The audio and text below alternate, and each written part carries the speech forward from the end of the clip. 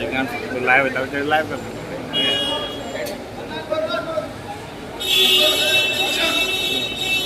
Sir good evening. Sir meeting झाली आज meeting झाली युनियन मिनिस्टरांबरोबर. किती डिस्कशन झालं